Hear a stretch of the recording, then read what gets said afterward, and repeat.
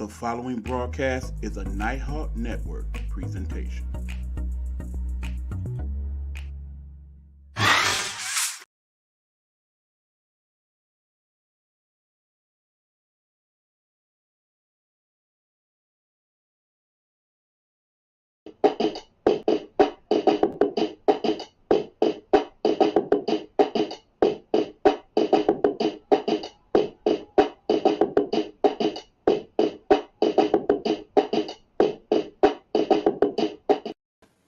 Hey, what's going on? It's your boy E Bizzle. Man, they call the Nighthawk, and it is time for my Big Buck Sports Report. Tonight, we got a lot to talk about. I'm not even going to get to half the stuff I got on my list this week because there's so much that then went on, particularly in the last 48, 72 hours, that I just can't get to it. So forgive me if I don't talk more about the college basketball or any of these bowl games coming up. Just don't have time for it. So let's get into it, man. Right off the rip, the big news of the evening came down about half an hour ago. It involves, of course, that dude they call Draymond Green. Let's talk about it because apparently a lot of y'all on the interwebs and whatnot, y'all are all about it. He is trending on both X and in the gram at the minimum because of what happened last night. Last night there was incident involving young Draymond Green. In fact, I believe I'm about to send to myself if possible. Apparently not. I basically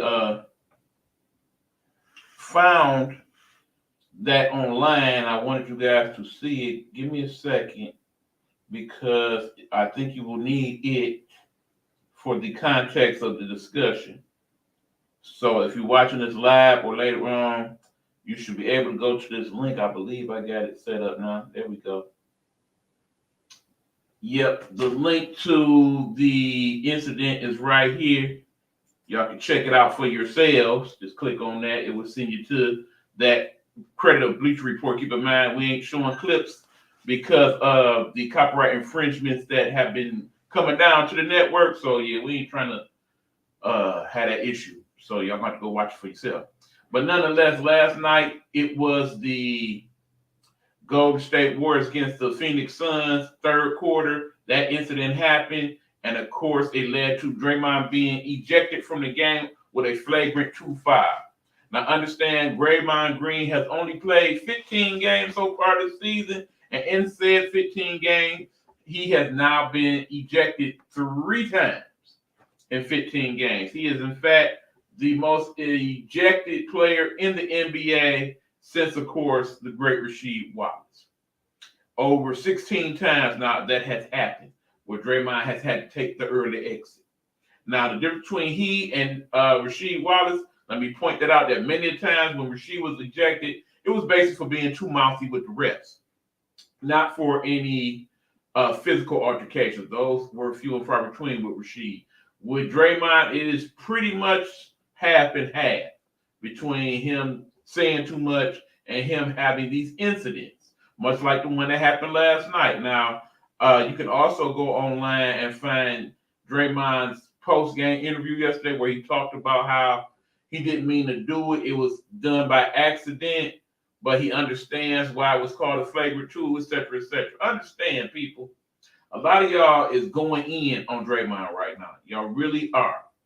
And it's kind of hard to defend him at this point.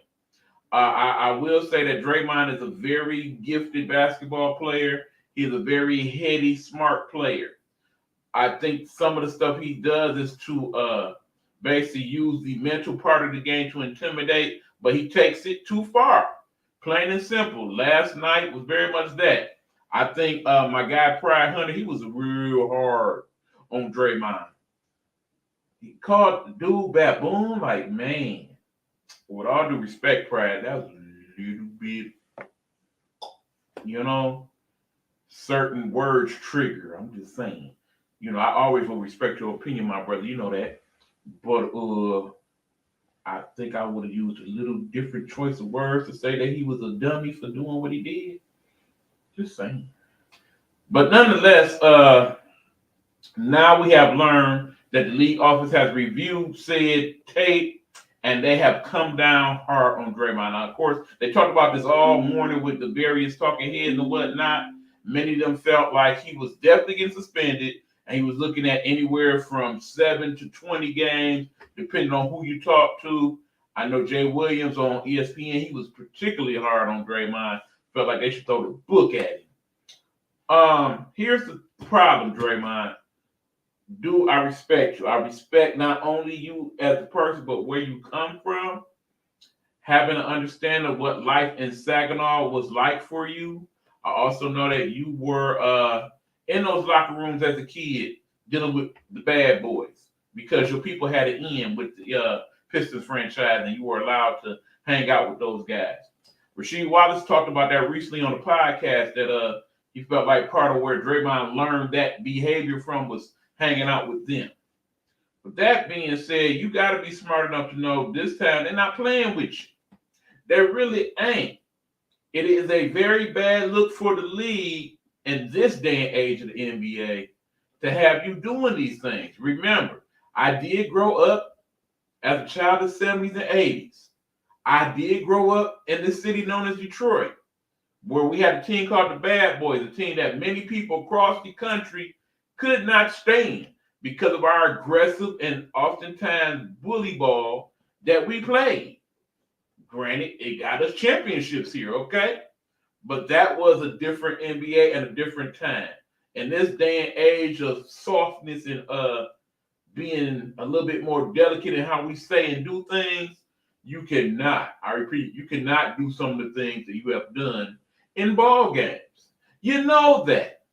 This is no surprise to you, Draymond. Not at all.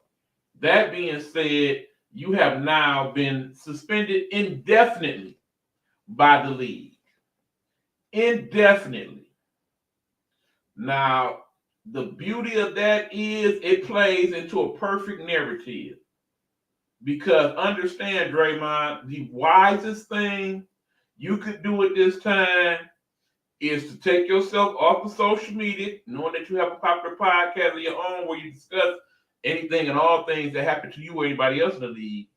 You should not say anything. You and your agent, the great Rich Paul, also known as Dale's Book, are going to have a meeting with the league sometime this week to discuss what you need to do to get reinstated. You need to listen. You need to apologize profusely. You need to tell them things that they need to hear for them to be comfortable with you coming back. Understand, if you are saying that as Draymond Green, you only know one way to play, and it's to be aggressive bully as you have been, then my friend, it may be your time. It may be your time to hang up the shoes, grab your microphone, and do what you do. I hope you guys heard me. I just realized my microphone is sitting here on the side. Hopefully I was loud enough for y'all to hear what I was saying. My buddy Hugh Lee is checking into the ball game.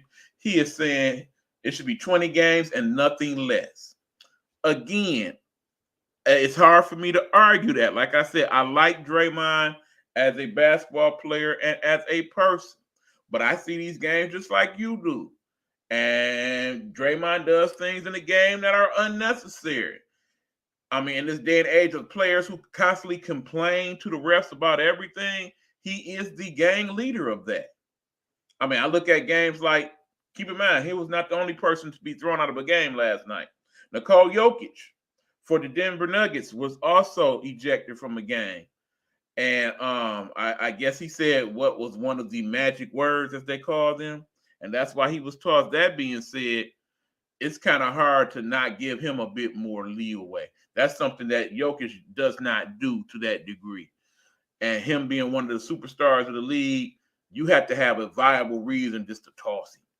I think you could have gave him a bit more rope. But as far as Draymond goes, it's going to be tough sledding this point forward. Understand. He's going to have to do whatever these conditions are with the league. They're probably going to require some type of anger management courses or something to that effect. And when he comes back, he's going to have to be Boy Scout good. I mean, I would be afraid for him to even likely foul anybody for fear that that's going to automatically lead to him getting teched off rip. Like I said, if he is saying this is the only way he can play, and now he's got to come back and play completely different to stay out of trouble, I don't know if he can do it. I got to be honest. I don't know if he can effectively do it. I think it would take away from what Draymond does, particularly when you have to realize that he is a person that guards a lot of bigs, and that's going to require him to be in the post. And I know as a person that will be coaching, my first thing would be, okay, Draymond's back, get it in the post, whoever check it, Draymond. Let's see if the new Draymond can handle and control himself. And if he can't, then yeah, we didn't play right into the hand. Meanwhile, got to feel bad for Golden State because without him, they are a different team and quite frankly, not as good. And because of that, no telling how long this lasts. I think their championship aspirations, at least as far as this season is concerned, is over. All right, he was saying they're going to drop the hammer. He literally pimp slapped Nurkic.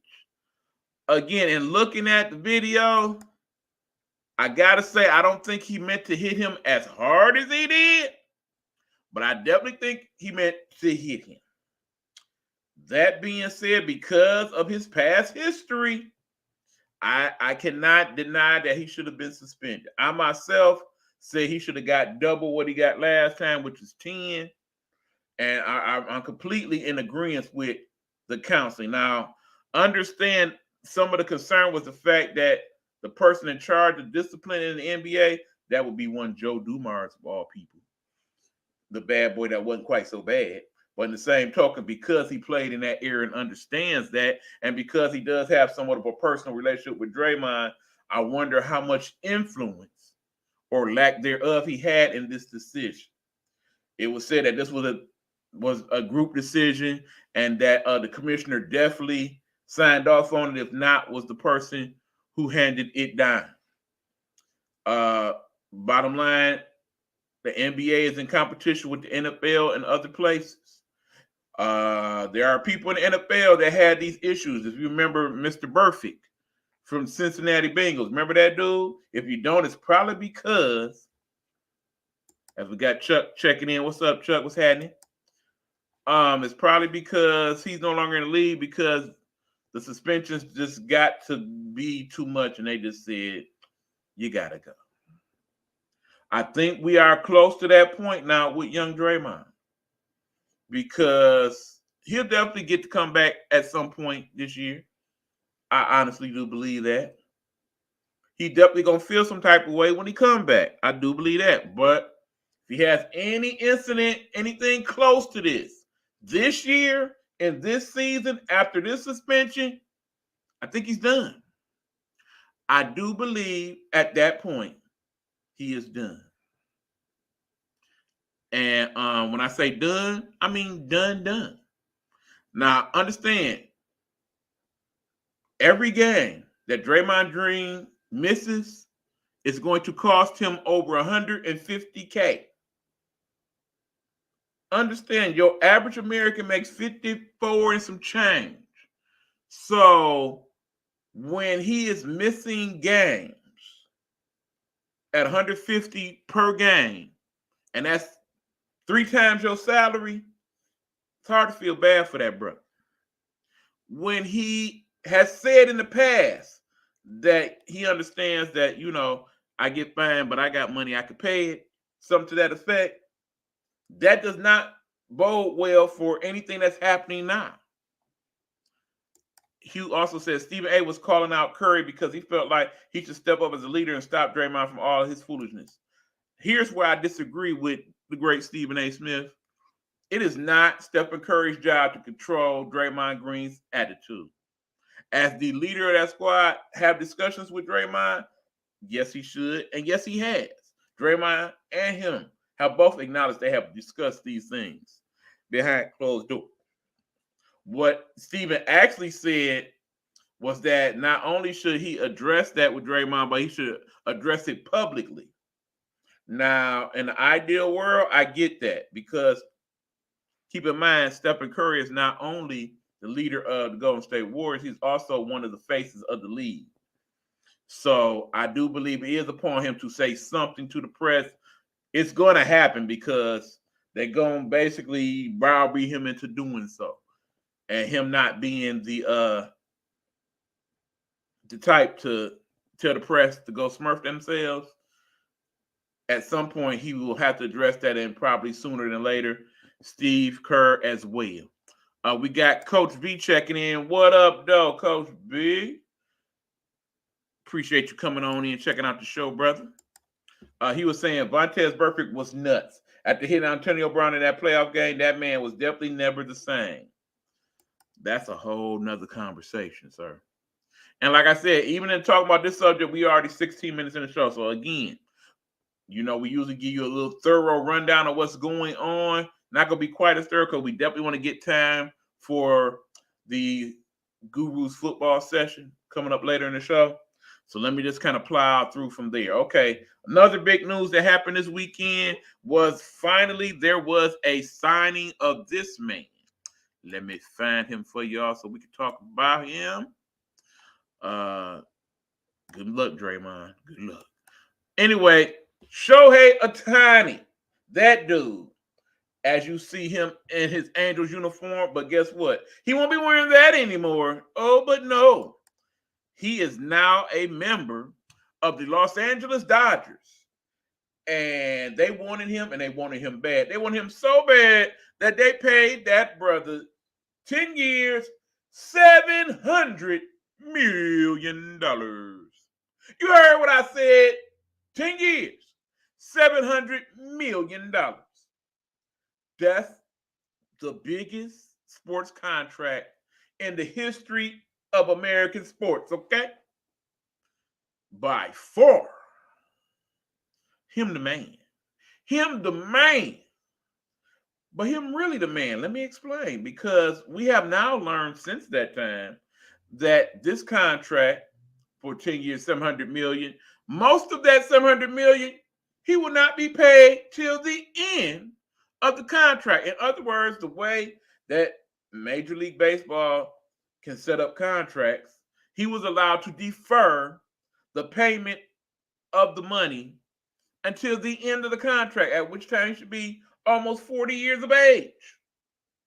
So in that last year or two of the contract, he will be paid $680 million. And in the meanwhile, just $20 million. And of course, because he's deferred that money, that also counts as a deferment on the salary cap, which basically means that the Dodgers, can now use other money that they don't have to pay Shohei this season to get other players. And it is said that they are already putting in the work on a deal to get Glasgow, quality pitcher from the Tampa Bay Rays, on the squad to join the starting staff. So, here's the thing. First of all, I think they have set a very interesting and perhaps dangerous new precedent in doing this, having the deferment of money. But also keep in mind, because Shohei is Shohei, he is making millions upon millions of dollars in endorsements here and in Japan. So he is not missing that money at the moment. It is said that he is reportedly making $40 to $50 million outside of his baseball contract. So trust me, he ain't poor. He gonna be all right. Shohei Ohtani got that bag. I heard that he can opt out if the owners leave. Now, that being said, remember, the owners are Magic Johnson and crew. They ain't going nowhere. And it seemed like the way Magic is spreading his money around, he might be able to pay Shohei by his damn self. For real, for real. This is a brilliant business move for both the Dodgers and Shohei Ohtani, no doubt about it. I think we all knew, anybody that knew, that Shohei was not staying with the Angels. And I was almost certain, and I'm sure if he was still here, he would tell you, I was pretty sure that he was going to the Dodgers anyway. I was sure of that around the All-Star break, to be completely frank and honest. Understand also that it was reported today that the Giants said they offered Shohei a similar contract for $700 million. He turned them down. San Francisco is in Cali. He likes Cali, obviously, but it ain't LA. It ain't Dodger country. He don't have the amenities in San Fran that he will have in LA. So I think in the end, it was not just about the money, it was about the locale. Remember, he is from Japan. In Japan, they get Dodger games, okay? I'm not surprised at all he decided to play for the Dodgers. I think that might have been something he wanted to do all along, to be quite honest. And in the end, the only way this deal goes bad for the Dodgers really is if Shohei is not able to pitch effectively anymore once he is recovered from his pitching injury. If in the end they just pay $700 million for him to be a extremely high priced DH. I still say at some point you have to make that brother grab a glove and play the outfield sometimes, or perhaps test him out at first base. That's just my personal opinion, because the Dodgers are a better team than most because they have several players that can play multiple positions. So he fits right in as far as that goes. But yeah, definitely I'm looking forward to see what he does in Dodger Blue. So we got that news going on. Then, of course, there's all the various coaching rumors going on about Bill Belichick. Has he already been told that this is his last year? Has he already set up another deal somewhere else? Is Jim Harbaugh, coaching Michigan Wolverines, is he on his way back to Ann Arbor? Are they making out a deal to make him the highest paid coach in college football? Does that deal specify that he can no longer pursue an NFL team? Does he already have an NFL team already ready to sign him after the playoffs, regardless of whether he wins or not? Is Harbaugh thinking after all the suspensions and whatnot, it's time to move on? We'll see. Liking what's going on over there in Colorado with Coach Prime. He is definitely deep in that transfer portal yet again, pulling out several people to be on that offensive line to protect his son next year in Colorado. That was one of the major issues that they had, particularly as the season grew on, that they could not keep his son upright. He was one of the most sacked quarterbacks in all Division I.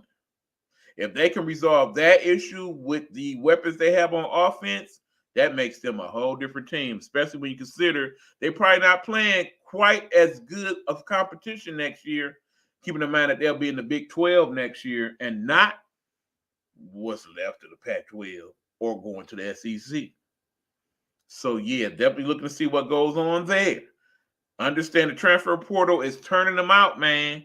A lot of these quarterbacks are deciding, well, I had a good year. There's all these quarterbacks coming out now, so I might as well stay in school another year, get my NIL money, and go to a team where I could play for some bigger, better stuff, especially seeing that the new championship setup is going to happen next year, where you have 12 playoff teams instead of these 4. You got people like Miles Leonard, who has decided, yeah, I'm going to not play for Duke anymore. I'm going to Notre Dame to play. You got people like Cam Moore, who basically is trying to pick between Ohio State and a variety of other big-time schools. Yeah, the transfer portal, that's the new hot stove league, y'all. Pay attention, see what's going on.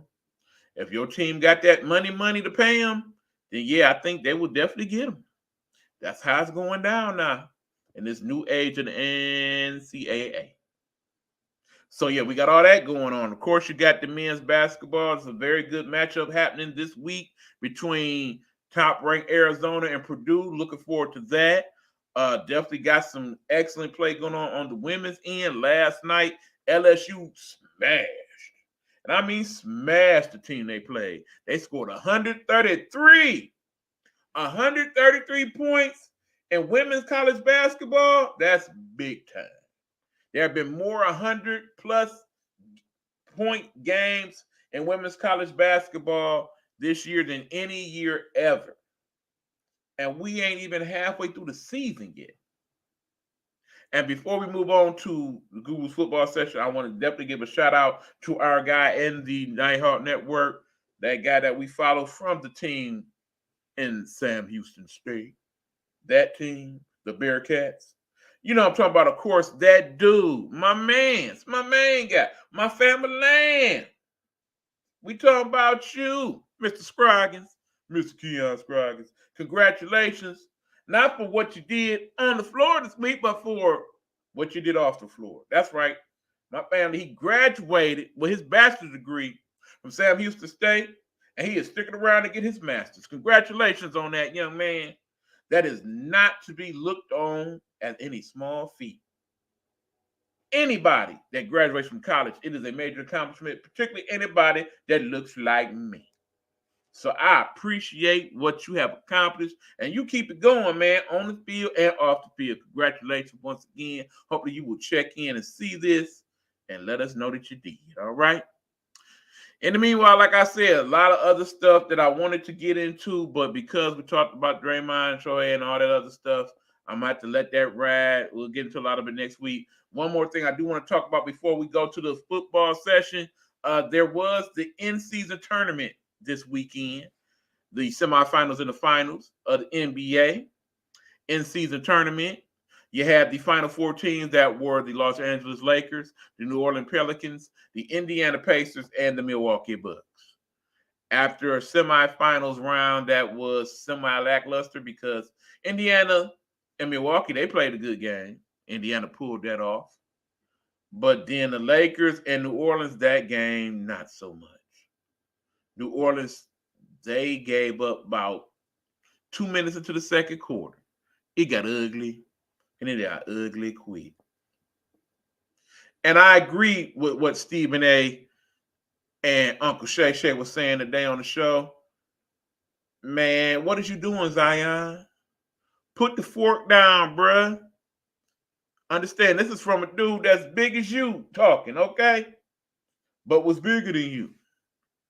You don't want to end up like that. Like I said, if you eating at the rate you eating now as an athlete, imagine 5 years from now when you're not an athlete because you ate yourself out the league and now you even bigger still. You ain't going to make it to C53 as I have. I promise you. You got to do better, bruh. Put the fork down, pick the weights up, get in the type of shape that you need to be in to dominate this league as you should be doing right now. Because right now, hell, they resting you. They got you coming off the bench in New Orleans because you can't play every day at that weight. That's a bad dude. That's a bad dude. But anyway, I digress. Back to the tournament. As I said, in the end, it was the Lakers and the Indiana Pacers in the finals, and it was a very good game.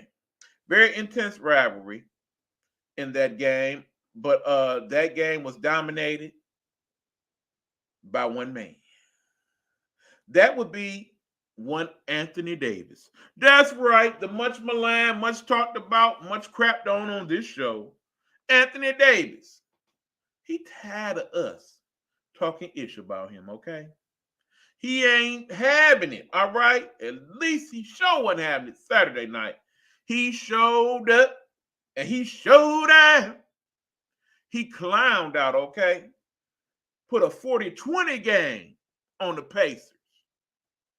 That game was over way before it was over because Anthony Davis took it over, all right? He went in his bag, pulled out all the tricks on offense and defense. You know, LeBron did his thing, of course, because he really wanted to win that thing. But it was the Anthony Davis show with special guest stars, LeBron James, and of course that dude we know as him. That would be Austin Reeves, that brother, the Ozark Mamba, they calling him, among other things. But Anthony Davis was saying deep in that game, I'm him. I'm him. I'm like that.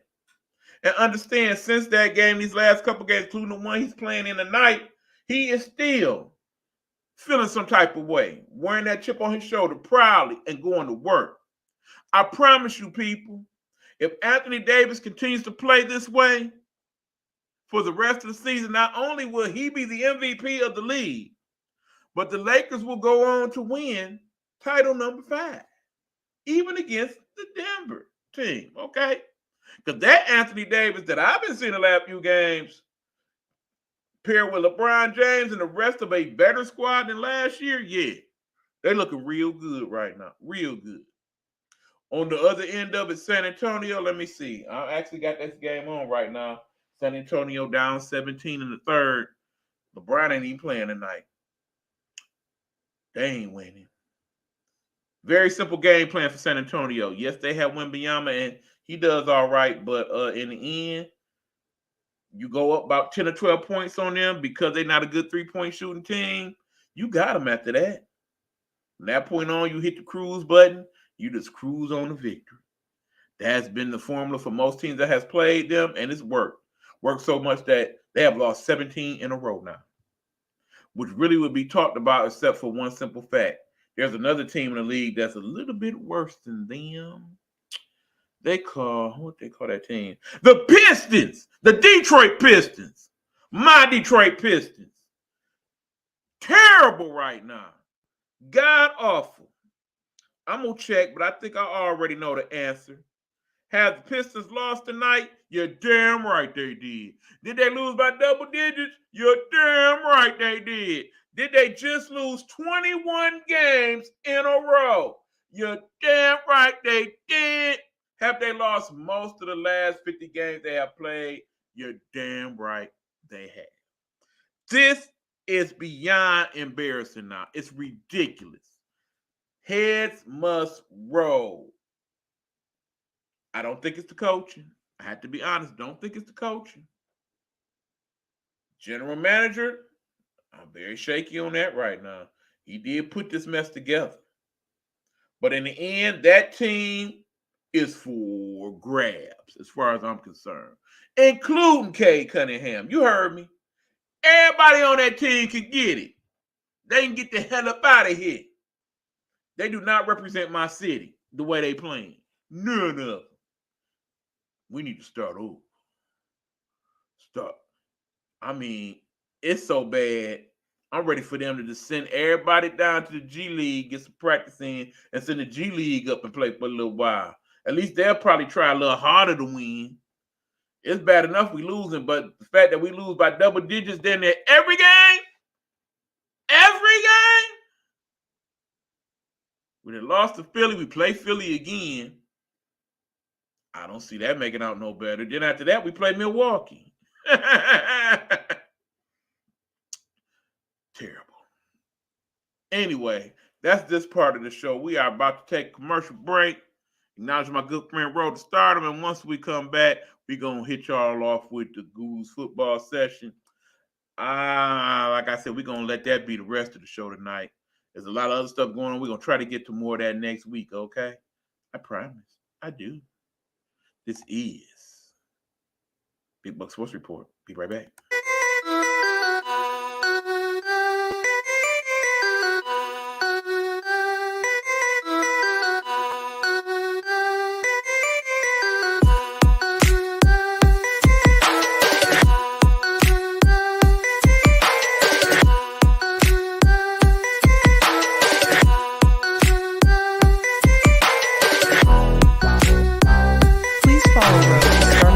On Blog Talk Radio or where most great music podcasts are located. Don't forget to subscribe and show some love.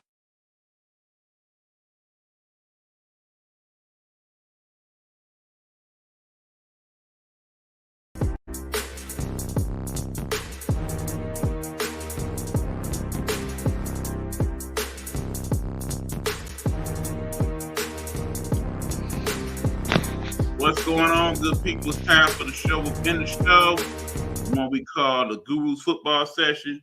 And as always, I tell you, we can't do the Guru's football session without the sports guru himself. That would be that brother Hugh D. Lee, sports guru. What up, Hugh? What's good, E-Man? How everything going?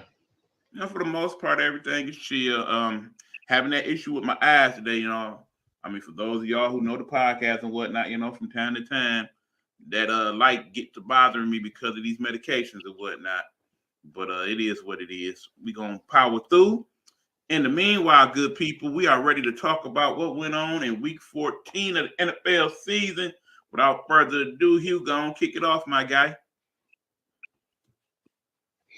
I want to start off with Thursday's game right quick. Something's going to be impactful to the Thursday night game. I just saw Alan Schefter's news that Chargers ruled out Keenan Allen for Thursday night game in Las Vegas against the Raiders. So in that game, he definitely will be sitting out. So that's definitely going to change some of the complexity of the game going on that day on Thursday night. So that's going to be pretty interesting. But speaking of Thursday night games, we're going to go back to Thursday night when the New England Patriots went to Pittsburgh to play the Steelers. Definitely didn't think too much. I think it was going to be that good, but I was really surprised in seeing how Bailey Zappi came out and he was on fire, and it seemed like the team bought in and they were all in with him. And you could just definitely tell the whole vibe was different with the New England Patriots, and going in there too and putting up the 21 points when they only put up 10 within the last 3 week span was surprising to me. But yeah, man, the 240 yards and 3 scores was more than Mitchell Trubisky can put up, man. He had like a touchdown, threw for 190 yards and an interception as well. But I just didn't really see nothing out of Mitch Trubisky. I don't really see much out of Kenny Pickett. But it's funny to me, too, because I still feel like that's the need for them as quarterback, because I don't think Kenny Pickett did enough for the Pittsburgh Steelers. But the 21-18 score was shocking, too, because the Pittsburgh Steelers don't score as much. And I believe that Bailey Zappi threw those 3 touchdowns in the first half, and it was just they couldn't do nothing with that. It was enough for them to maintain and win that game on Thursday, which was a shocker because in the last back-to-back weeks, the Pittsburgh Steelers lost to the Arizona Cardinals. Then they turned around and they lost to the New England Patriots back-to-back. Well, like I said, I think this game speaks a lot to what the future of both of these teams are. Keep in mind, we all know how it's been a lot of talk about how this particular year there's going to be a lot of good quarterbacks coming out in the draft. And as we starting to see, there are several teams that probably can use them. I mean, think about it. You got about at least a third of the teams in the league right now playing with either the backup quarterback or the backup quarterback. And in the case of these two squads, we are looking at that very scenario.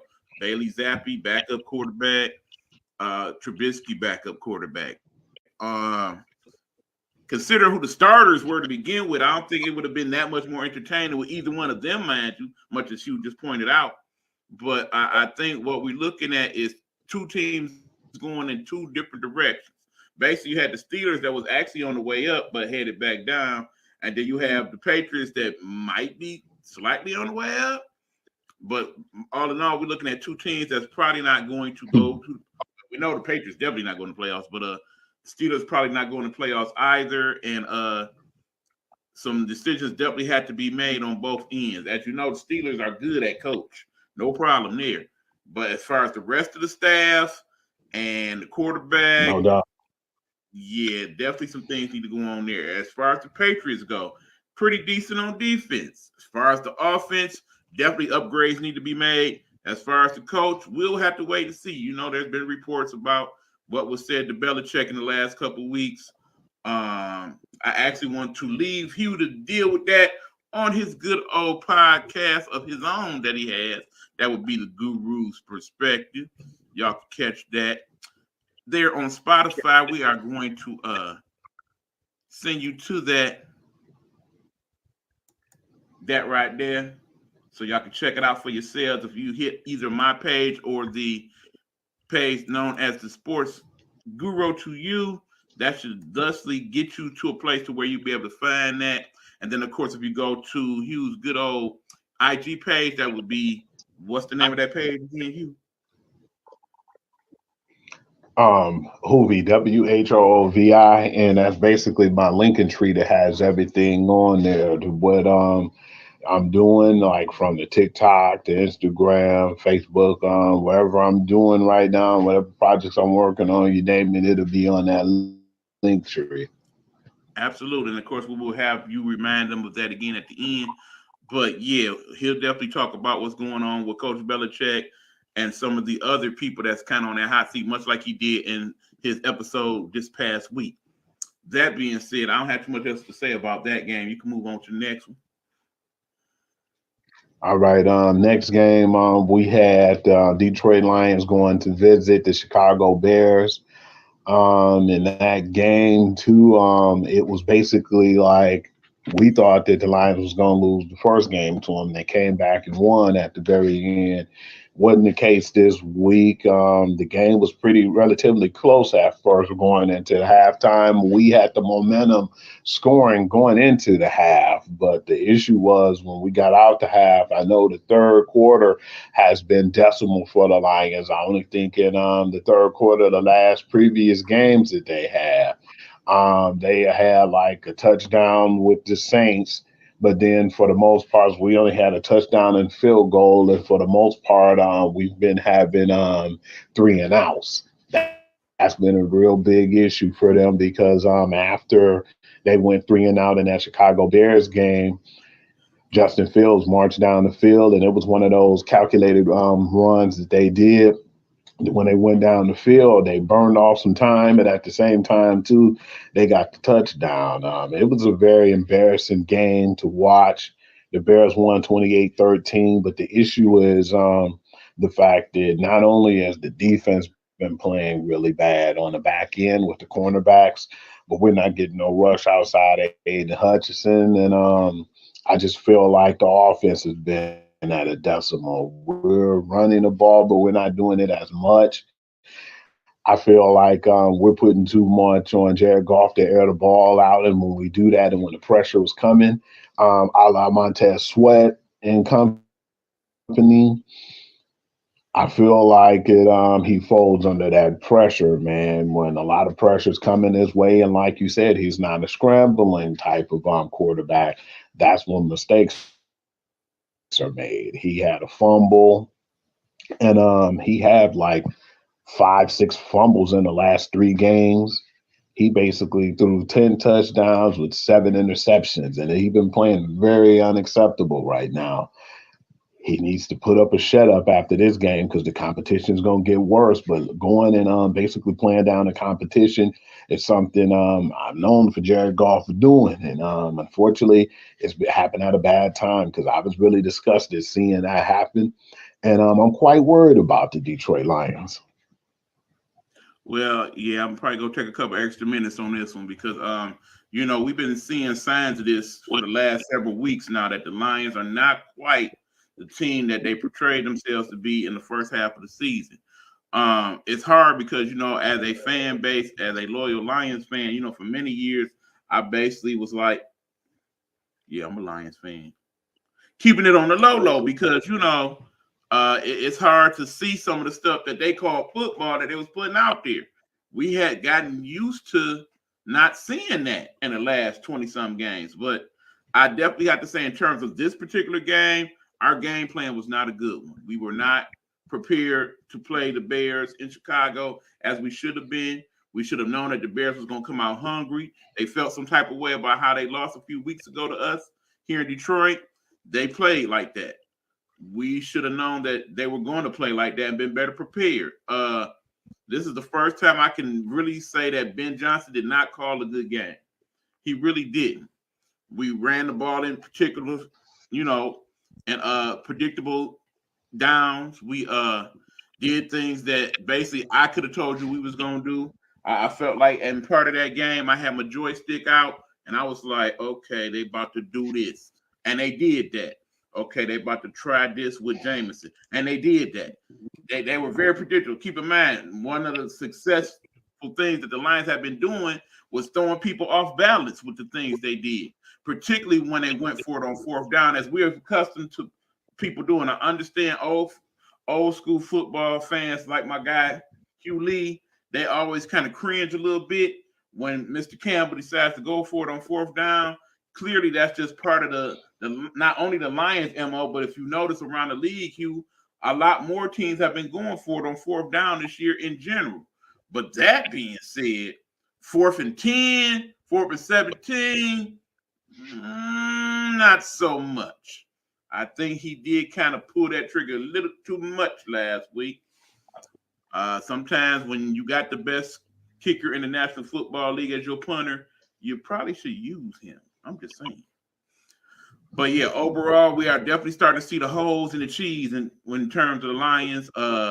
Quarterback definitely a problem now. Hugh pointed out in his podcast that he feels like Jared Goff is resorting back to some of the things that got him booted out of the Rams organization. I have to agree with that. Keep in mind, he is one of the few quarterbacks in the NFL that's not quite as mobile and has to rely on a good offensive line play for him to do what he do. Our line has been hurt the last couple of weeks. Keep in mind, Ragnow, our center, him not playing definitely affects what goes on with the offensive line of the Detroit Lions. I know they overcame it to a small degree when he was out last year. It's definitely a big gaping hole this year with him not playing. So we got some stuff to work on, and hopefully we have taken that time this week to do so. We got the short turnaround as we are playing Saturday night. We'll talk about that in the predictions. But if they play what they played last week, this week, Broncos going to not only win, but they're going to beat us worse. I definitely agree, man. It's been definitely really bad as far as the way the game's been played. And I believe those picks that we got too was because of those crazy 4th and 10 and 4th and 17s, man. It was like it was really unnecessary at that point. You could just kick the ball, man. You never know. You might be able to get a turnover or something, or if you was at least close to their territory, you can try to get a field goal or something, man, because that's what hurt us the Green Bay game. I seen 3 times that we could have went for field goals and made the game close and just scored a touchdown and try to go for the 2-point conversion. But we constantly went for it on 4th down, man, and that ate us alive. Like you said, when he do it, sometimes it'll shock a team, but people are commonly knowing them doing that. And it was just like when it's unnecessary, man, you just gotta, try to go out there and make a play. Him doing that a few times made me feel like, which he should, he didn't really have that much faith in his offense. And I definitely, the defense, because the defense has been playing pretty bad as well and giving up a lot of big plays. Yeah. In a nutshell, he's right.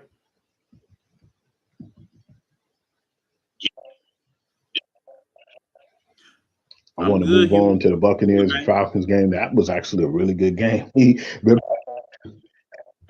No, go ahead, Hugh. You kind of froze up on me there. E. What you say? No, I say you can keep moving. Okay, because the Buccaneers and Falcons game was one that I didn't think that was going to be that good. It was a few games that surprised me on here that I was like, I don't think it's going to be that good, and they were actually better than what I thought they'd be. And I kind of figured that this one was going to be a good one because they were battling for the actual to be the top of their division, which is a really bad division right now. The Falcons came in at 6-6, and the Buccaneers came in at 5-7. But at the end of the day, I know you remember after that Ritter drive, I was like, man, Ritter basically drove down and got the game-winning score. But no, that wasn't the case, man. Baker Mayfield showed his magic. He marched down, and they got the score and won the game 29-25. And now they're at the head of the division. I got to see their schedule, man. I don't know how heavy or how stiff their schedule is, but man, it's like, does anybody want to win this division? Because I think that they're 6-7. I believe, if I'm not mistaken, Atlanta's 6-7, and the rest of the teams are even at 5-8. Okay, well, him going to that, let me break it down for you. Right now, actually, 3 teams are 6-7: New Orleans, Atlanta, and Tampa Bay. And then, of course, there's the Carolina situation. That being said, it was a good game, but then again, it wasn't. I mean, in terms of actual NFL play, I would categorize it as a good game. In terms of the teams that played it, maybe not so much. I think you should have expected it to be a close game, considering those 3 teams I just mentioned, they all about equal. in terms of production and offense and defense and what have you. I would give a slight edge at this point, and I do mean a slight one, to Tampa Bay at this point. I think they are the team that will probably end up winning that division. But again, I can see them winning it with 7-9. I mean, well 7-10, I should say, or 8-9. It's not going to be a overwhelming thing. I don't see any of those teams winning these last 4 games straight up. So I say 9 games win that division, and whoever wins that division pretty much gonna get participation points in the playoffs and probably won't get past the first round.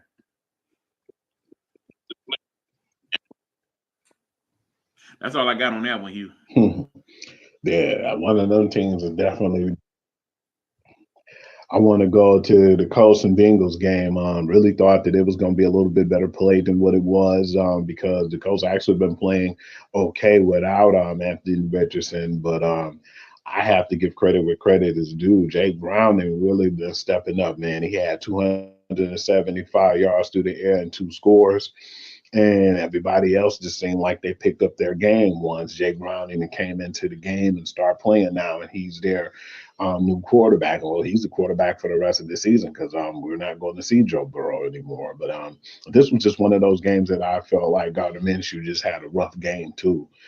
He had 240 yards and a score, but he had a pick as well. But they just didn't play that good. I gave credit to Cincinnati's defense because they really been stepping up too to help out and try to get extra possessions for Jake Browning. But yeah, this was a game that I thought would be a little closer and a little bit more competitive, but the 34-14 edge, I had to start really tilting my hat off and give it to Jake Browning for what he's been doing and how he stepped in and took over as the leader role on offense. You got to realize, Cincinnati is a good team missing a great quarterback. That being said, they do have a good backup. Remember, we questioned when Burrow first was hurt why Jake Browning was the backup. It seemed like they should have picked up somebody with some more veteran experience. But as we're seeing now, the game plan was a good one. Jake Browning has done a very good job of preparing behind Joe Burrow. And, it's not seamless, mind you, but he does seem to have picked up their offense very well, and he is running it efficiently. That you can't say that about all the backups. Like I said, with so many backups to kind of compare it to, you see that Jake definitely is doing his job. In the ideal world, I think he might actually be doing enough to where when Burrow comes back next year, he might want to consider where he could possibly be a starter somewhere.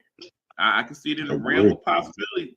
I mean, even though, like I said, we got a lot of good college quarterbacks coming out, but it definitely seems like it could be a place for Jake Browning. If not, then he at least should have earned some more money with Cincinnati to be the backup in years to come. What I will say is that when I watched that game, it kind of reminded me of the beginning of the season. Y'all remember that first game of the season when they had that commercial, when they were talking about what the plot lines would be for this season in the NFL? You remember that commercial, Hugh? Yeah. Yeah, and basically that's like, and now look at this. Oh, they'll never see that coming. How much of that have we seen in these last few weeks? We never saw that coming. Because Lord knows I never thought we'd be talking about how Joe Burrow wasn't playing and Cincinnati was relevant at all. He seemed like one of the 3 or 4 quarterbacks that if he had got hurt, their season was over. It was a wrap. Jake Browning is right his own tail that says that, no, we're not done. And he's not the only one. Speaking of, man, we could transition into the next game. That's funny you said that too, man, because the team that I looked at it, I thought that was going to be down and out. They're definitely making noise still because especially when you tell me that there's not going to be a Deshaun Watson and you don't have DTR who actually stepped in and started playing well after Deshaun Watson got hurt. Good old Joe Flacco, straight off the couch, man. He played the last few games, man, and he looked excellent, man. He had like 311 yards and 3 scores. The surprising thing was, and this was unfortunate going to the Jaguars and Trevor Lawrence. I think they kind of try to rush him back too soon. I mean, because he played okay as far as some of the scoring, but it was like he kind of played careless though, man. The 3 picks was definitely the reason they lost, man. I think that he was being too careless with the ball. I think he got to the point where he was getting scared that they was going to attack that leg, and he just throw the ball. He didn't care who was around, and yeah, man, I just felt like they should have gave him a chance to try to get fully healthy, and that might have hurt them big time after losing that game, 31-27. They looked like they was gonna pull it off at first, but then when I seen my man's because I thought they was gonna make a comeback, but yeah, that Cleveland Brown defense, people have to give them respect, man. Not only did they show up, man, they showed out, but a man that I always made fun of about how many drop passes he have, man, and he'd be wide open and can't catch the ball, and he basically, I felt like he was a waste of a tight end coming out of school, man, was David Njoku, but they end up getting Joe Flacco over there, man, and he played really well. He looked like one of these top tight ends, like a George Kittle for the most part. Congratulations, Joe Flacco. You did your thing, bro. Like you said, a few weeks ago, that brother was on the couch cutting the lawn and whatnot. He was chilling with the fam. He figured the phone hadn't rang and it wasn't going to ring this season. Keep in mind, at one point in time, he was with the New York Jets not too long ago. And you know they needed a quarterback. So when they didn't call, at that point, I guess he figured, yeah, I'm just chilling for the rest of the season. So good thing that Cleveland made that wise decision to call him. That brother's an NFL quarterback. He threw some balls that were very comparable to anybody in the MVP race so far this year. He really did a very, very good job of running that offense. And so much so that they have said that he is going to be the quarterback for the rest of the season. And I completely and totally approve that message. I do believe DTR probably will be back healthy this week, but I think it's good for him to sit behind a veteran quarterback, one without the issues of a Deshaun Watson, and see how the game is played, so that if in the end they decide not to have Joe come back next year and perhaps DTR starts the season, because I would not be surprised if Deshaun is not 100% healthy by the time the season starts next year, that he'll be better prepared for it. Because keep in mind, outside of that, Cleveland has a very good team. Excellent defense, very good running game. All they needed was somebody that was going to be able to manage the rest of it. And Joe seems like the man for the job. And considering what's going on in that division now, outside of Cleveland, I think it's a very good possibility that Cleveland might be able to make themselves a playoff team with Joe Flacco at the helm. Absolutely. As far as Jacksonville goes, yeah, I agree with you. I don't think Trevor Lawrence should have came back. They saying that he's back on schedule to come back this week as well. I don't know, man. I don't know. I know that they desperate right now and they want to win that division and try to, compete to get into the playoffs. But man, you got to make sure he's 100% healthy, or make sure he's healthy enough to where he won't get that one big hit again and to take him out, because I definitely feel like they were coming after him, man, and that's what made him nervous. And I think those 3 picks was definitely because of that, how good that defense is with Cleveland, because they was definitely tackling him, man, and they didn't care that he was hurt or was limping around, man. That was just something that they took advantage of, and you could tell how scared he was in that game. And yeah, man, he better relax, man. We'll check and see who their next opponent is, but I think that at this point, they need not to rush him back, man. Make sure he's healthier than what he is, man, because at the same time, that's what happened with Joe Burrow, man. He wasn't 100% healthy. He was on his way to trying to get healthy, and then he got that hit, and then it got to the point where he's out the rest of the season. So, yeah, they better look at him and be careful, man, because that can depend on how their season go, from playoffs to being at home. Absolutely. I completely agree.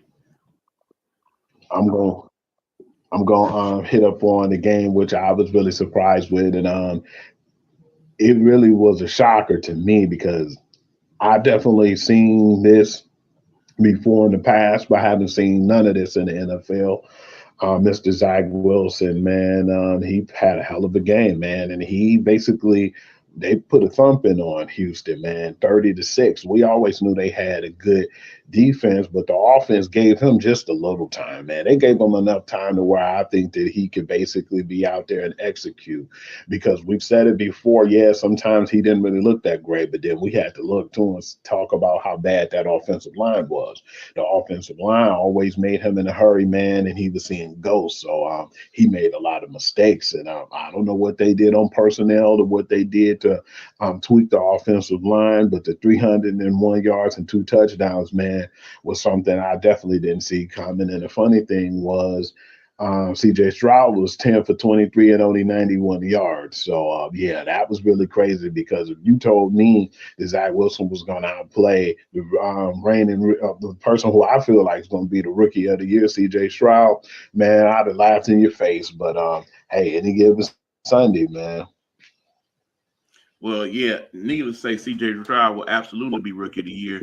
But it's just been a string of bad luck for the Texans the last couple weeks. Don't get me wrong. Zach Wilson definitely did his thing. He won that game. And I do believe that it is the tutelage of one Aaron Rodgers, with him now being in the building on a regular basis, that's definitely helped that young man. Keep in mind, the reports were he really didn't want to come back and be the quarterback at all, based upon all the great criticism he was getting. That New York market is very tough on quarterbacks, as you know.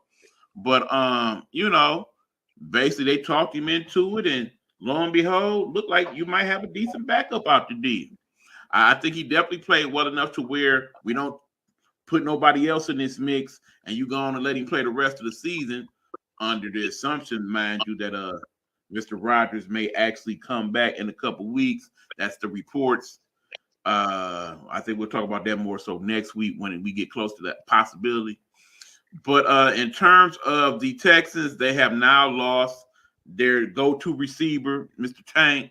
They lost Nico Collins in that game, and they lost C.J. Stroud later on in that game. All those things are definitely things that will have to be checked on. But bottom line, without those three, the Texans kind of right back where they started. Of course, they still got the defense, but that defense ain't good enough to win them no football games at this point in time. So they definitely need to have that work itself out in this next few days. But yeah, like I said, Zach Wilson, keep doing what you're doing, bro. I definitely feel like I want to see how the outcome of this season is for them too in New York. I'll definitely keep an eye out on that. I want to get into a really good game that I didn't think was going to be as good as it was. But these guys put up a fight, man. It went down to the the wire. The Los Angeles Rams going in and playing the Baltimore Ravens. In this game, I didn't think that it was going to really be close at first, but not only was it to the point where Matthew Stafford had one of his better games this year with the 294 yards and 3 scores, but yeah, Lamar looked good on his end too with the 316 and 3 scores. But he threw a pick, man, and it was like at a crucial time in the game to kind of help, the Rams get back into it. And once it went to overtime, man, we all know the story there, man. You're starting to see the flashes of Cooper Kupp again, and you starting to know he healthy, because most times that's all you heard was Cooper Kupp name. You heard some of Puka Nacua, but you can tell that Cooper Kupp is definitely healthy, man. They got a battering ram, too, as a running back at Kyron Williams. I definitely see a good future for them, man. But I just felt like they pulled off a miracle, man, with that the run back punt return, man, from Tylan Wallace. It was actually a really exciting game. And, yeah, man, that basically was a game that I didn't think that the Ravens was going to go away with, man. But I'll take any type of win, any way I could get it. I would definitely say Matthew Stafford looked the healthiest that I had seen him in the last couple of seasons since that Super Bowl run.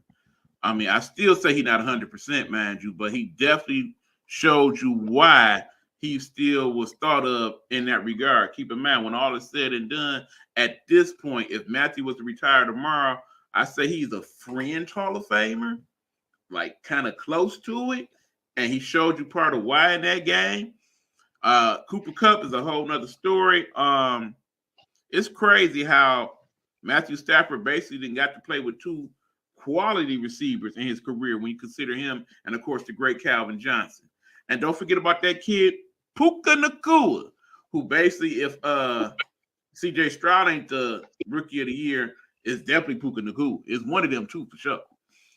But, yeah, like I said, that was a very good performance by both teams. And, yeah, definitely that's one that you might want to go check out the highlights of because it was pretty much exciting throughout. Now, keep in mind, he was not mentioned this game.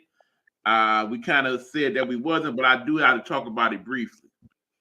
We had some very good games last week. Another one, which I'm sure you're going to bring up shortly, but the one game that was total and utter garbage was that game between Minnesota and the Las Vegas Raiders. When I tell you it was the type of game that I felt like they shouldn't have even showed the rest of the game after the half. That at that point they could have put on the movie Heidi. Y'all remember that incident from years ago for y'all older football fans?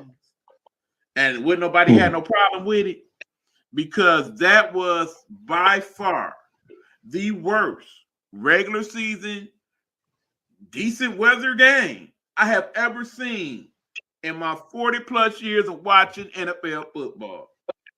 They should be embarrassed. Both teams.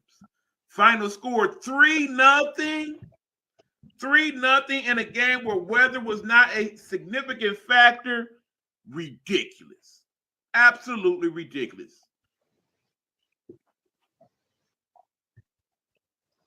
Surprising part about that game too, they ended up not even going with Dives at the end, and it was just a really bad game too, man. I just really looked at that and I said, I'm afraid for this Thursday night game because we haven't had a lot of great Thursday night games too. And I looked and seen that they playing the Chargers without now Keenan. Yeah, I definitely said it's not going to be a good one, man. No, because like I said, definitely looked. The only reason I was able to pay some of Raiders, man. And then the Chargers, they missing Keenan Allen, not to mention the quarterback Herbert for the rest of the season. Yeah, it's just basically. Who's the backup for the Chargers again? No, that's going to be really a bad one. Exactly. I definitely can't tell you. I'll be watching some Christmas movies Thursday night. I want to get into a game. We ain't even going to talk about this. We're not even going to talk about this in that long neither. The Carolina Panthers versus New Orleans was another stinker. But the only reason I feel like New Orleans scored because the defense getting to Bryce Young, and they was able to get the ball in the red zone 2 times, like with a block punt. And the 28-6 victory didn't justify how bad the game was because regardless of the fact Derek Carr didn't do well. He had like 119 yards and 2 scores in the red zone, may I remind you. And he had a pick. And I feel like Carolina Panthers are so bad. That's the only reason they beat up on them like that, because if they had a little more talent, it probably would have even been worse, man. But yeah, that 28-6 victory, man, that was nothing that New Orleans should even be happy about because regardless of the fact, I still looked at Derek Carr and I feel like now I understand why he's not there with the Las Vegas Raiders. Attention, audience. I'm sorry for the last 2.5 minutes of your time that we wasted talking about that game. We shall now move on to real events. Seattle and San Francisco game was actually a game I looked at, and at first I was really surprised because when I seen Drew Lock, I said, man, he actually got the game really close when he had through the first 2 touchdowns, and then he came back down to reality because that is Drew Lock with the 2 picks, and those 2 picks went for San Francisco scores for them to win the game. And Bob Purdy had 368 yards and 2 scores, and one of them went to that man-child, Deebo Samuel, with 149 yards in the score off of 7 receptions. That man been a run-after-catch machine, man, and right now things are definitely not looking good for Seattle no more. Did you just call Debo Samuels a man child? Don't say that to his face, Mm-hmm. bro. Don't say it to his face. You don't want none of Debo. Who wants some of Debo? I know the I definitely I know Seattle the didn't. They Seahawks did. sure did. They most I know definitely the did not. Eagles did. Yeah, don't look like the Eagles did either. Right now, we might as well call them the juggernaut because that's what San Francisco looking like right now. Shout out to that dude Joseph Richardson, my childhood friend, who is a big time 49ers fan, along with my cousin Shannon Sewell. Both of them 49 and 11 fools, and they is definitely having the time of their life this season. Hoping that they absolutely gonna make their way over there to the Super Bowl over there in Vegas. They trying to find tickets and everything. Kind of hard to dispute it at the moment, the way the 49ers been looking the last couple of weeks. Seattle, fringe playoff team, maybe. Now, of course, they got to worry about the Rams. But that being said, 49ers look good. And again, much like the week before, it's a few plays they made where I could definitely see they could have did even better still. 49ers is a problem right now. They're a big problem. Y'all better recognize.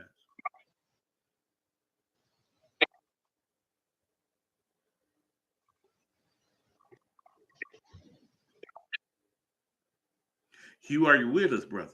Can you hear me? Hugh? We started looking and we was like, what's wrong with the 49ers? Because of their team wasn't whole. They had, like, you mentioned Trent Williams, Debo Samuel, man, that's a huge part of what your team is made of. And even though Brandon Ayuk played okay, but it wasn't the same as having Debo Samuels, to throw the ball to, and you could give like the crazy run plays. And, I just felt like a lot of people relied too much on looking at Christian McCaffrey, and that's what stopped them. That was their momentum. And now that they're healthy, man, like you said, man, I feel like right now they're one of them teams right now. And the NFC is definitely jockeying for the Super Bowl. I want to get into a game that I know you was pretty familiar with, and I was telling you, I was nervous to even put this man in my fantasy starting lineup. How bad that team's been playing as of late. And it's the Buffalo Bills going to visit the Kansas City Chiefs. I really felt like in this game, I was kind of shocked because you see how bad the game started out. It looked like it was going to be a laugher at first because Josh Allen was running away with it, man. It was 17-7. And I said, well, it's not really that bad of a game right now. It's not getting out of hand. And of course, he threw a pick, and I laughed and I said, the Kansas City Chiefs are right back in it. But the situation at the end was shocking to me because at first, when I looked at it in real time, and I didn't look at it like where they showed and kind of gave the angles and made sure that my man's Kadarius Toney was offside, and he definitely clearly was offsides, but the play was like something that could have changed the whole game. I thought they won off of that play. And when they called that offensive offsides, man, I never seen Patrick Mahomes that livid before. He came out recently today and said that it was uncharacteristic and he shouldn't have did that, man. And he basically apologized for his actions, but at the same time, he's a competitor and he wants to win. And I felt like I would have been mad too, man. Like you said, that was one of the best plays I've ever seen that was made up and created. And on top of that, that could have been one of them plays that we could have been talking about for many years to come. But I just felt like a lot of things been missed, man, in the last few Kansas City games, man, from the Green Bay game, from when Marquez Valdez-Scantling with the pass interference, the pushing the back with Travis Kelce on the Hail Mary. It was a lot of plays that's been missed with these refs, man, and I think that they should get fined for their actions, man. But at the same time, I understand where Patrick Mahomes was upset at. But that still didn't change anything, man. The Buffalo Bills won a crucial game that they needed, and now they're a game above 500 at 7-6. And now with that 2017 victory, the Kansas City Chiefs are 1-5. What are your thoughts on that game? Man, now I was watching that game live when the play, as it probably would have been known from this point forward, happened. again, if I could find a link for it, I probably would put that while we are watching this part of the show. But it was an unbelievable play. Okay, I thought they had won off that play.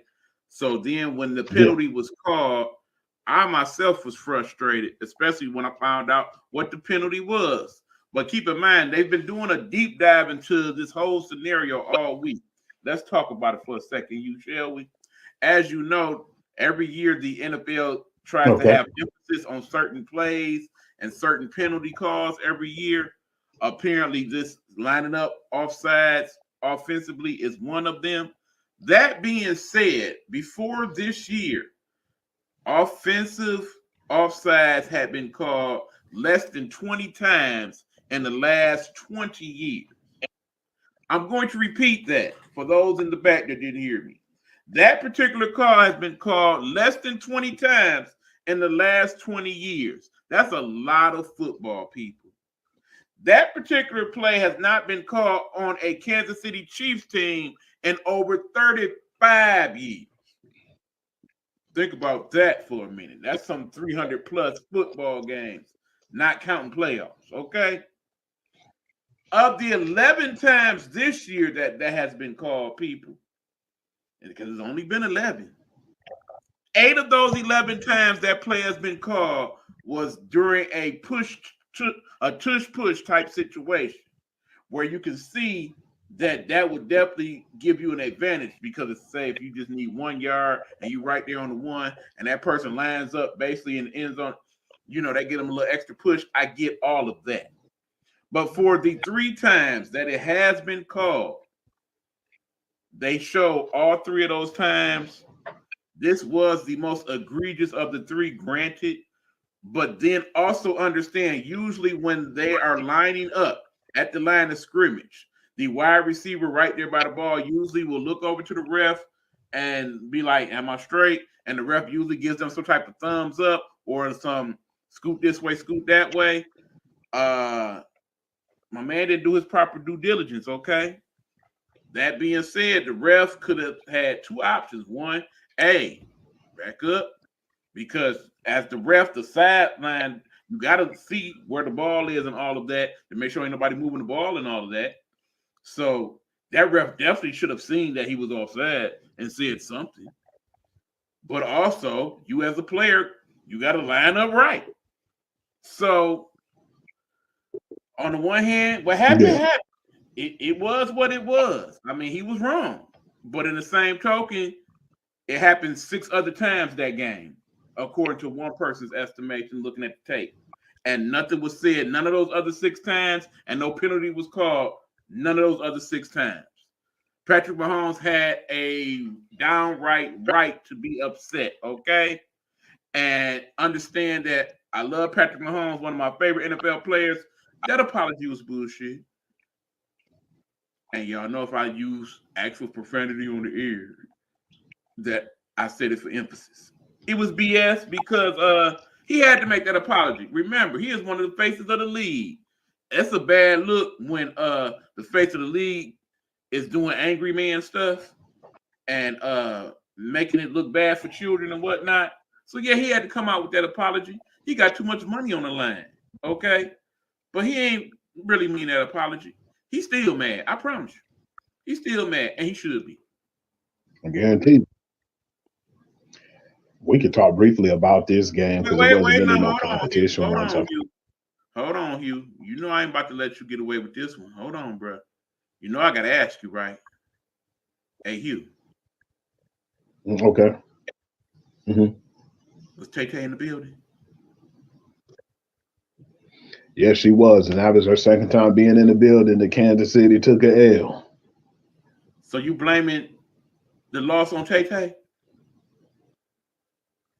Nope, it's just that shift starting to go on there, man. You know, they were saying, oh, every time she was in the building, they won. Now they lost 2, man. So, yeah. Now hold on, Hugh. That are like a good luck charm. I gotta admit, I brought up Tay-Tay for 2 reasons. One, because, when I bring that up, you feel some type of way. I know you do. But 2, even you can't feel some type of way today, Hugh. You know why, Hugh? You know it's Tay-Tay's birthday today, right? No, I ain't know that. Happy birthday, Taylor Swift. Indeed. She They is still 34 today. game. There's a little fun non-sports fact for y'all right quick. But anyway, let's move on. I done tortured you enough. Russell Wilson had an average game, but when we knew that they wasn't going to have my man's Keelan Allen, I said, man, that's not looking too good whatsoever, man. I said Keelan Allen, Justin Herbert. I knew that they wasn't going to have a good game because I don't know who the hell Easton Stick is. Who? But at the same time, the game kind of made me Easton Stick. That's Time a out, backup. time out. What you say, bro? Easton Stick. Say? Easton Stick? Ain't that like a bat that you use for softball? I don't know who the heck that is, man. I'm gonna have to do a little more research. I thought I was slipping for not knowing who the hell Easton Stick was, man. Now y'all know it's bad when the sports guru don't know who Easton Stick is. I really felt like that game right there just basically showed how dominant that defense is too. I was actually surprised that Austin Eckler scored that game. I thought they were going to shut them out, man. And if you want, if you don't mind, I do want to get to some key points, man, with the Denver Broncos, man. The Denver Broncos they're allowing only 16 points per game since week 6. That's second in the NFL. The Broncos pressuring quarterbacks on 30% of dropbacks since week 6, and that's 10th in the NFL. But pressuring on 33% of dropbacks without blitzing.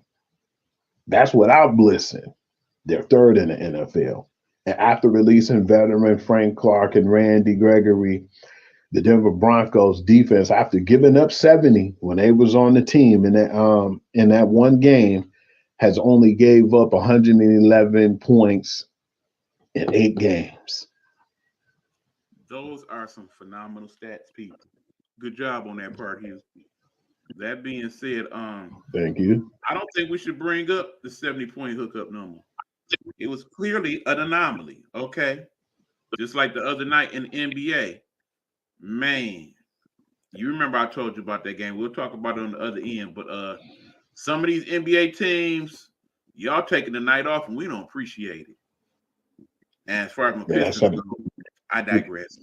But yeah, back to the Broncos. Yeah. Remember when we all was dogging out Sean Payton early on in the season for some of his comments he made about the previous coaching staff there in Denver and how he basically set everything up for them to fail big time and he was trash? How you like Sean Payton now? Now what y'all got to say? Yeah, because he was trying to teach them guys how to be professionals, and they have been quite the professionals, man. It's crazy, too. Big ups to Vance Joseph, man, too, because a lot of people looked at it like that was his defense that gave up 70 points. They're definitely one of the best defenses in the league, and they've been playing with guys, that you don't really hear, like Connolly, like household names. And I just still feel like, regardless of the fact, they figured out something. And when they figured it out on defense, the offense was always pretty much okay, but the defense stepped up their game, man. So a lot of it has to do with Vance Joseph, man, and them getting rid of them veteran players, man, because it seems like they got their money and they didn't play as hard, man. And that's just an example of, some of the people get their money and just go out there and go through the motions. But yeah, good for Denver, man. A little nervous though, man, because I know we played them Saturday, but at the same time, that was a good win for them, the 24-7 victory. I want to talk about this, Ian. I know we talked about this on the show, man. Hold on. My apologies, man. I had a lot going on, and I talked to you about it after the show. I couldn't get where we both talked about where the Dallas Cowboys. Hugh Lee, can you hear me? Hold on, brother. I got a couple things I want to throw in there before we move on, okay? Well, yeah, you said hold on, so I was trying to wait to see what you was talking about. All right. Well, first of all, you got that? I got you, bro. Another thing is, bro, I think you owe my man's Russell Wilson an apology, man. You were saying Russ couldn't cook no more. That brother cooking. I definitely do, man. I thought he was cooking with some crappy, Crisco, man. He cooking with some of the best, man. He definitely getting his chef on right now. He's doing enough, to where he's not going out besides himself, man. And I think that that's been a really good thing for them, man. Because at one point, they just needed a bolt of fresh air, man. And I think when they got that, man, he's been playing definitely exceptional, man. And it's a lot of things like I'm telling you right now that's making me afraid going into our game coming up on Saturday. But yeah, I Yep, definitely will give him Russ an got a apology. shout It's out. well deserved. We got to shout him out because he not only cooking on the field, he cooking off the field too. As you know, he is due with his beautiful wife Sierra to have a baby any day now.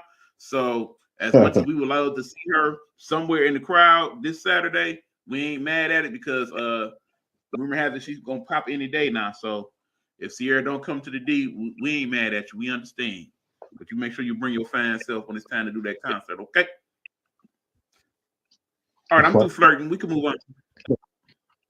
Funny thing too is when it came to the Sunday night game, I looked at that and I said, okay, it was funny to me because Dak Prescott had like 271 yards and 2 touchdowns, but at the same time, it wasn't just him who put the thrashing on the Philadelphia Eagles, man. It was all those turnovers, man.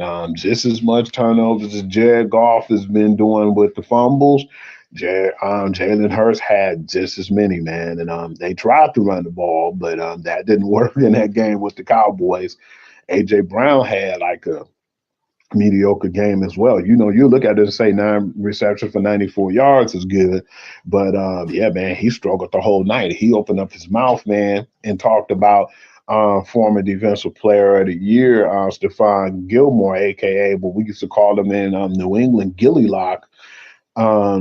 He told him he was old and he got a good play in, got a nice chunk yard play, told him he was old, kind of dropped the ball and threw the first down in his face. And ever since then, man, that guy didn't catch anything, man. And it was funny to me to see the complexity of this game, how the momentum just changed, because when we seen the game at first, they were up 24 to 6, and then they got a well deserved. I had to give credit to Fletcher Cox for that strip, and Jalen Carter went in for the touchdown.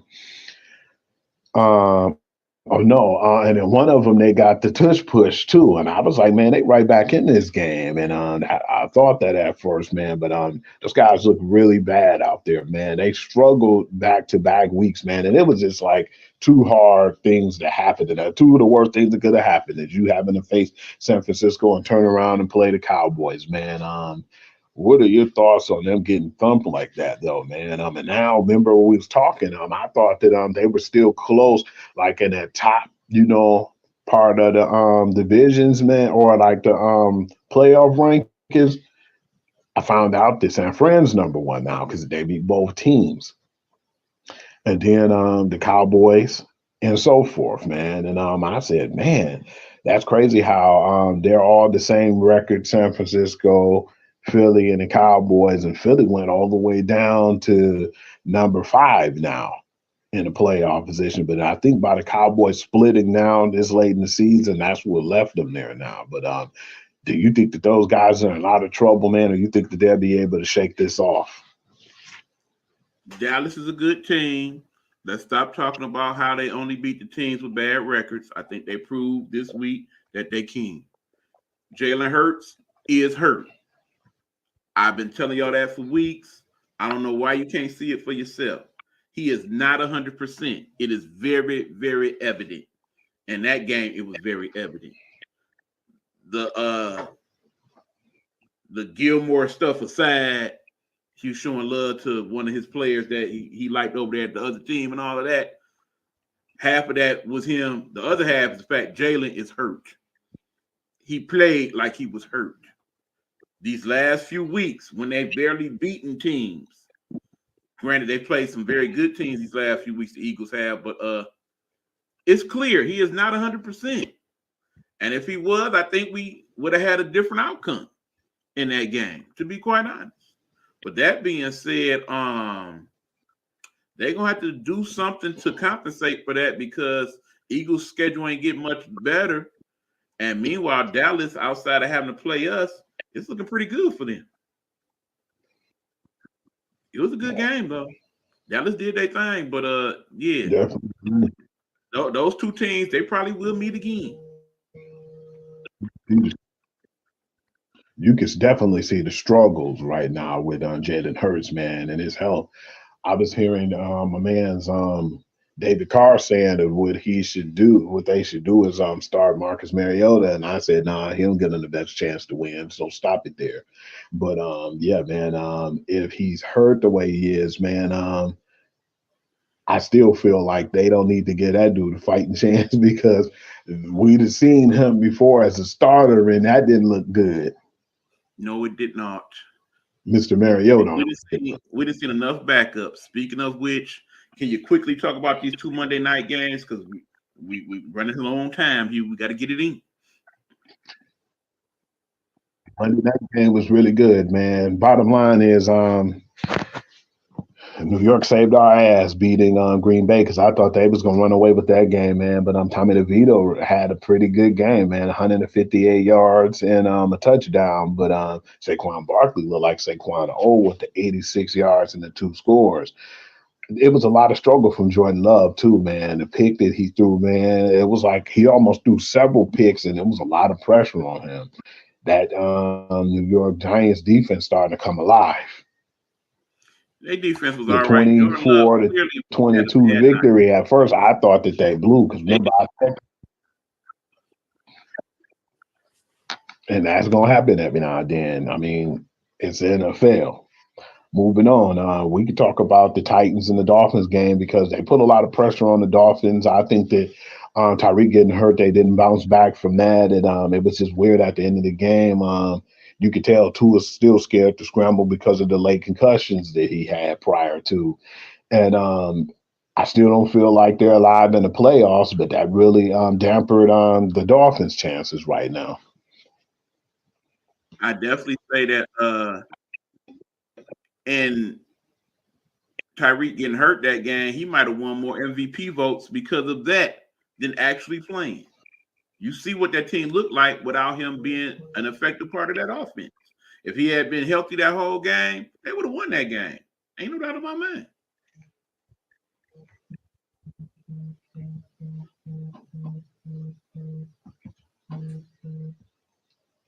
I definitely felt like it was just kind of weird the way it went at the end, but they didn't really have nobody outside of a man's Tyreek Hill and Waddle who can do anything. So yeah, I was really surprised in seeing the outcome of that game. But at the end of the day, I still feel like they need to do a better job in general over there in Miami. That was a slip up that should have never happened. They still have an opportunity to get the #1 seed. But I just feel like they just got a few things to clean up. But then at the same time, like you said, if Tyreek is not going to be healthy, then that's another problem, man. We can get to the games now because I know we running short on time. So yeah, I'm ready to do the week 15 picks. Okay, well, you ready, but I'm not because, we got to show you love before we do that. You know how we do about this time. After this quick commercial break, we will get into the picks, and then we got a very, very special thing to discuss on the show. Give us a minute.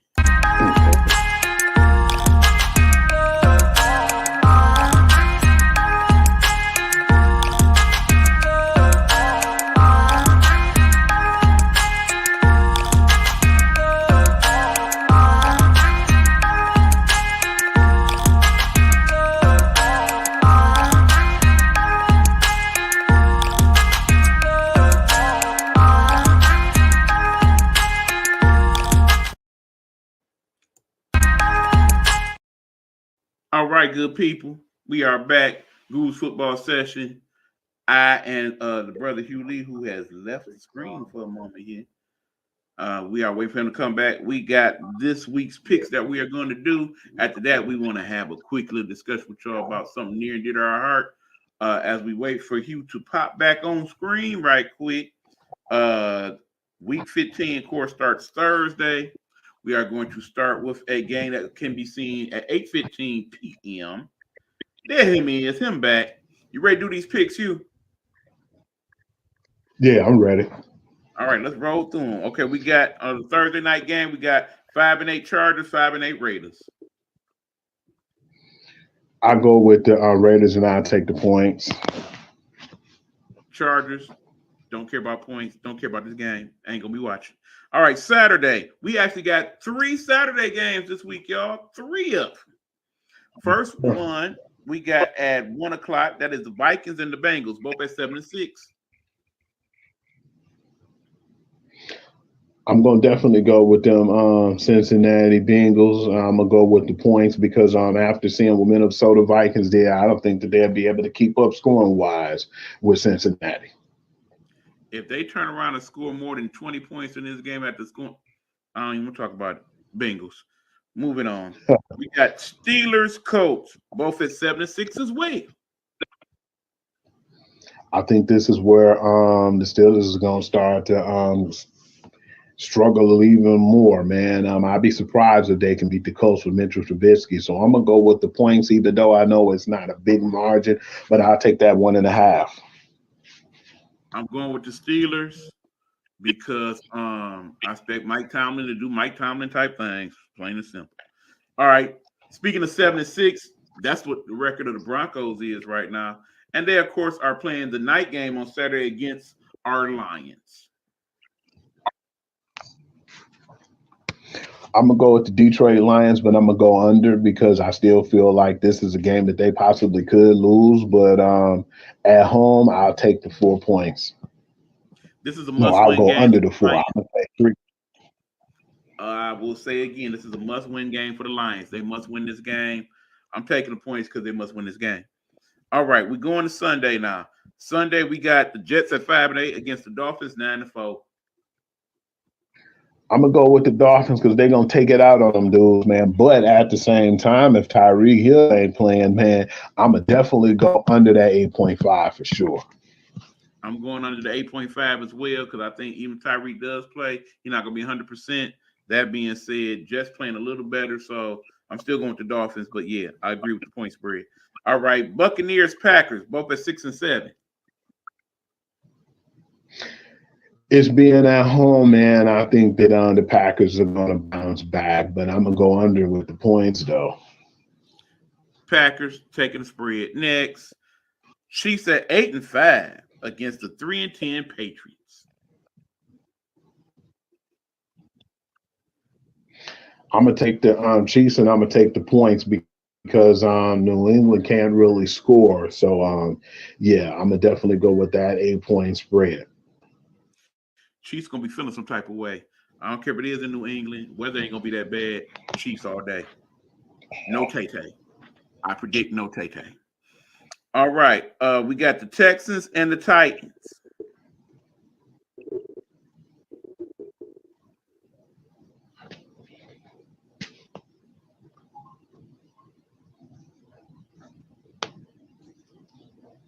Again, we got the Texans. You still with me? Titans. I hear you.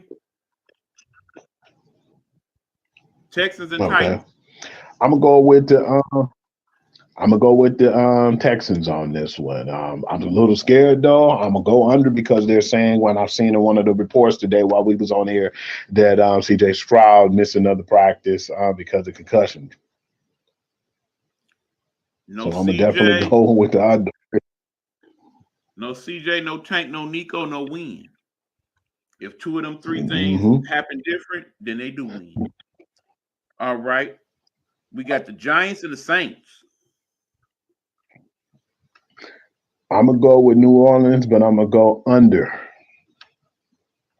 I'm going with Tony Cutlets DeVito and the Giants.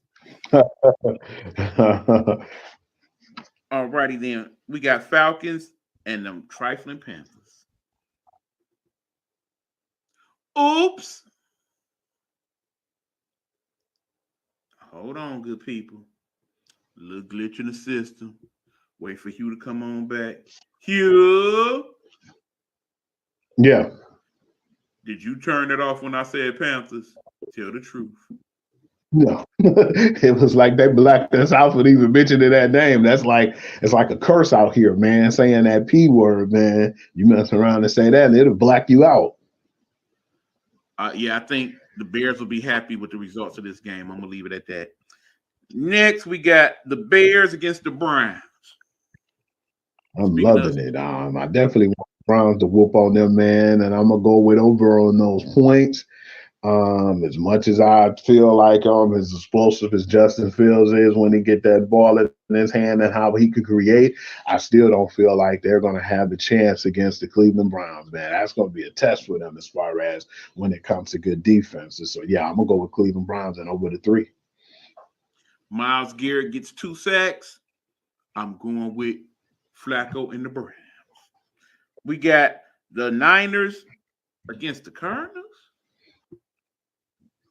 I'm definitely going with the Niners, and I'm taking those points, E.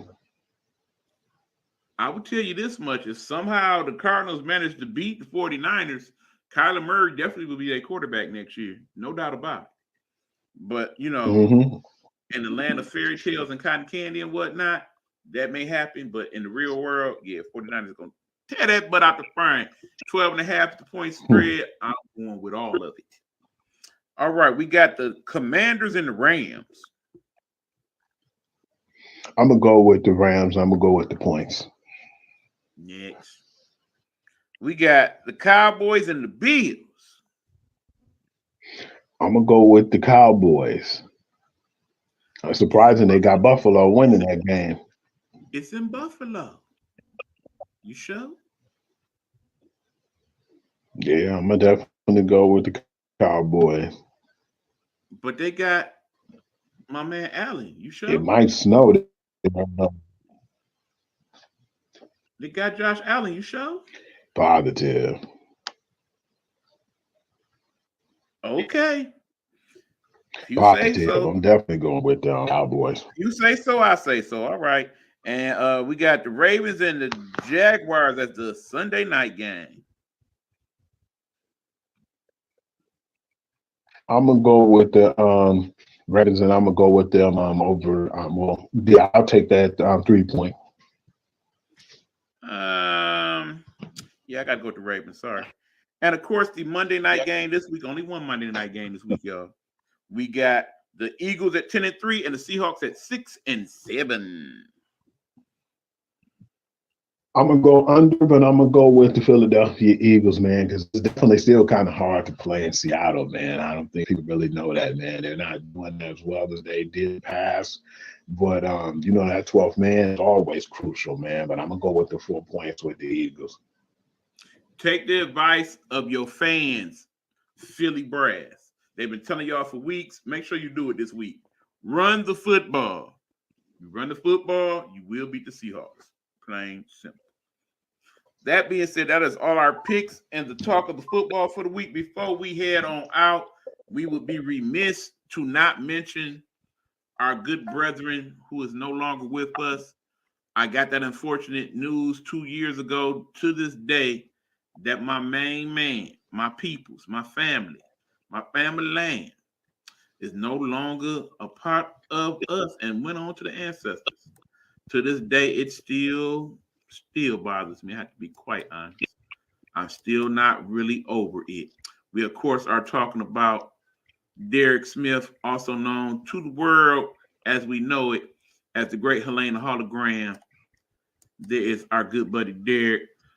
Take a minute to talk about our good friend and family member, our brother. Would you not, Hugh?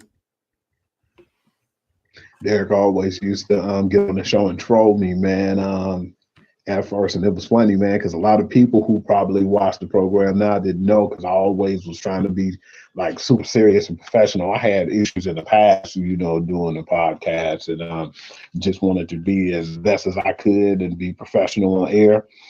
But it was just funny because my personality came out. I was someone who talked to me and said, "Yeah, Hugh, man, you need to be a little bit more energetic, and you should be a little bit more fun on the show, man. You know, you be real stiff and don't really move quite that much, and we want you to liven up the show because he was saying it was like a boring atmosphere when I was on the show. So to make it fun and trolling and messing with me, ended up going over to the shows that Derek was doing, and it was fun, man. Because like I said, me joking around, saying and doing some of the things I did, man, I don't think people knew how silly I was. I'm probably one of the silliest people you would know, but I try to be professional when it's time to do the show. And it was still fun though, man, just to have fun and to have the joy of life, to have someone who I've met and to talk to and joke around with and call me when I went through issues like with my back when I first started having those issues. I don't even think you know this, E. He was telling me, Hugh, man, you shouldn't worry about how much you get paid. I know they paid you well, but at the same time, it's not worth you having long-term issues with your back, and starting to seem that way now, man. Me being out of work for like a year and 5 months now, going on 6, is something I definitely cherish now, man, because the first thing I said is I got to focus on me, man. I can't just focus on doing what everybody else want me to do, or I feel like what I need to do. I need to focus on doing for myself finally. And I'm glad I did because, Eve, from anyone, man, my back was worse than what it was, what I thought it was. And I needed this time to heal. And I just miss Derek, man. It was just a lot of fun, fond memories, and I don't think a lot of people knew about that. And I'm glad that I was able to share it with you today because that's when he was the first person that came to me and reached out and said, you need to focus on getting yourself better, you and getting back to better health and put some time into investing in yourself then rather than focusing on the job, man. And glad that that was some advice that was given to me because, like I said, it was way worse than what I thought when I was still going to work at the time. So just glad I took that advice, and it was a blessing to actually have Derek there and to be my support, So yeah, man, it was a lot of good memories though, and still gonna be a lot more. I just glad that when we do the shows and everybody reach out, and we still need to get together and do more as far as the Nighthawk Network, man, to just keep up with each other, man. See how other people doing, man, because people have good days and have bad days. You never know what somebody's going through until you reach out, and I feel like that's a lesson that needs to be learned. Yeah, thinking about some of the things that me and H2 talked about. Of course, H2 is the nickname that I gave Derek because he is also known as Helena Hologram. That was his stage moniker, and of course, that's how I first came to know Derek as H2 when he did the show with our good buddy Demetrius Meach Taylor, Big Meach, as we call him, the Bigster. One of the things that he always talked about was dealing with the grieving process, because that was something he dealt with his entire life. He lost his mother at a very young age, and he always used to say that people cannot tell you how you should grieve for someone. Everybody's process in that is different. So of course I definitely thought of him a lot earlier this year when I lost my own mother, and of course I think of him a lot today on the day that we lost him a couple years ago. Like I said, I was fortunate, and then again, kind of not, to have been the last person to have really spoke to him before he died that fateful evening 2 years ago. It was a great conversation we had earlier that day, and that was one of the things we talked about was losing folks. But I do need to remind everybody this time of year, there are quite a few people who have lost loved ones, or at least think about those loved ones at this time of year, because normally this is the time that you would be with your family and loved ones and friends and whatnot. So when things start to be different, particularly as you get older, you start to lose those loved ones, it's kind of hard on us sometimes, Of course, my buddy Hugh can definitely relate to that, having lost his parents in recent years as well. So, I definitely think about H2's family at this time, and shout out to you guys. Do know that we love you and we are still thinking of you, particularly on this day, and that hopefully you are still moving forward, because I promise you, H2 would not want you to be moping and feeling sad and sorry that he's no longer here. He always did have that understanding that once we move on to whatever this next life is, the people that we leave behind, they still got to keep it moving and keep pushing forward. So I always try to keep that in mind, particularly on days where I'm not doing so good. But do know, H2, we do miss you very, very, very much. And the Nighthawk Network just ain't the same without you, my man. Not at all. Amen. Yeah, but that being said, we are going to wrap it up with those statements there. Peace to the Middle East. I mean, for real, because what's going on there has been on my mind as well lately. I'm hoping that we can find some solutions to that sooner than later. Any final words before we head out, Hugh?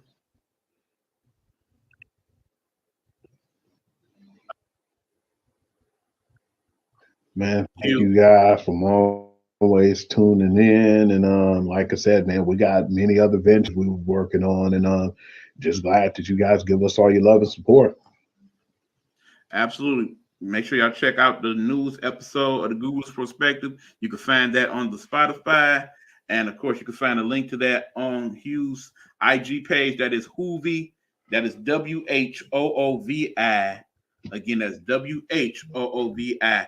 You will also be able to find clips of this show and other shows in the Nighthawk Network on the new Instagram page that I made just for the network. That is eNighthawk. ENIGHTHAWK on IG.